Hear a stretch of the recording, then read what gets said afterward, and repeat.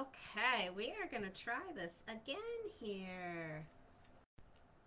Here we go. Now I'm like, sorry guys, this is my first time doing this on my actual computer for a little while here, so it took me a second.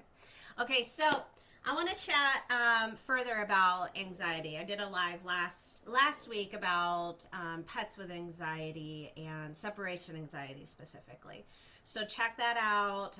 It'll be on my profile down a little bit further. And today I'm going to answer a client's question about their dog who I do not know his age, so I don't know if dementia goes into this. I don't know the specifics here. So the question is that the dog will start licking the carpet a lot whenever someone's home, but he doesn't have their undivided attention. Okay, so he'll run upstairs into the bedroom and start licking the carpet. The vet tells them that this is anxiety, and just from my own brain, I would tend to agree with that just kind of off the bat. But with these types of things, I really prefer to get in with the pet and ask them from their perspective, what are you experiencing during this time?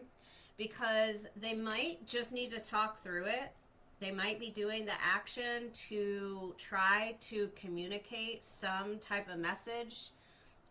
This client specifically said that, like, when everything will be fine, and then she starts cooking, and then the dog starts to do this.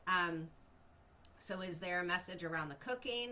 I don't know. We don't know any of that until we ask that specific pet. So that's, of course, always my number one. I also want to check their energy system to make sure that everything's open and aligned. Because if they're off balance, if they're out of themselves, then things can go awry very easily. So that's the first go-to. That's probably always going to be my first go-to. Check in with the pet. Like, something's going on, you ask them. Now, from there, I would want to focus on, okay, this is what's going on. Now, what are the solutions here? I always want to be solution focused, because we don't just want to sit in the problem and not move forward. So if it is anxiety, if that's what we're seeing here, looking at what can we do for raising this dog's confidence. So that one in specific, hey Ryan,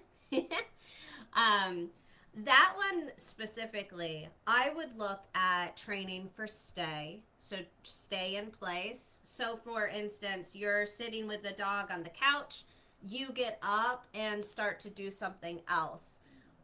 Tell the dog to stay in your relaxed space, stay here, I'm going to go do this, and then I'll be back. Okay?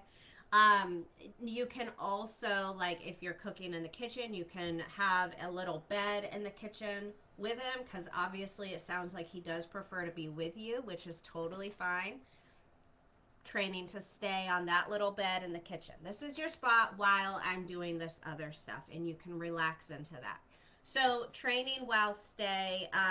Meryl, if you specifically have questions about doing that, if he's not trained to stay yet, let me know, and I can kind of coach you on the specifics of starting that training, because you got to start low and build them up to that stay, especially with our anxious babies. You're building that confidence with them being alone without you right there next to them, doing everything that they need and want.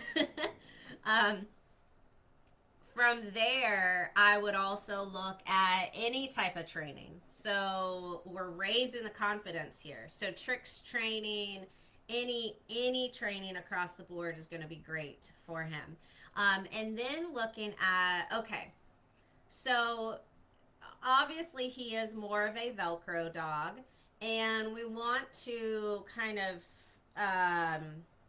look at what is his purpose within doing that.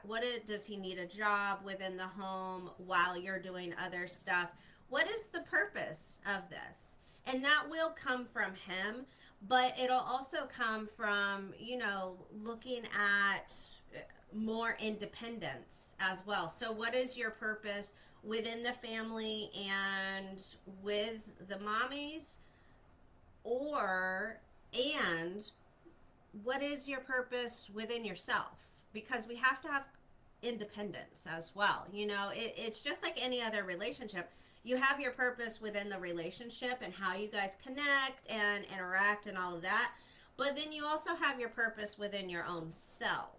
Okay, so what is my purpose within my own self when I am on my own and I'm not doing the relationship purpose? So that's also a discussion I would want to have with him is what's your purpose? What's your purpose beyond just with your mommy? Um and that might bring you into well,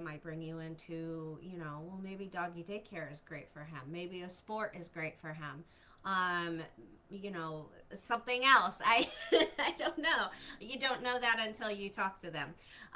But those are the things that I would be looking at is raising the confidence through training and then raising the confidence and independence through what is your purpose, solidifying that purpose and really understanding it on a day-to-day for that individual dog.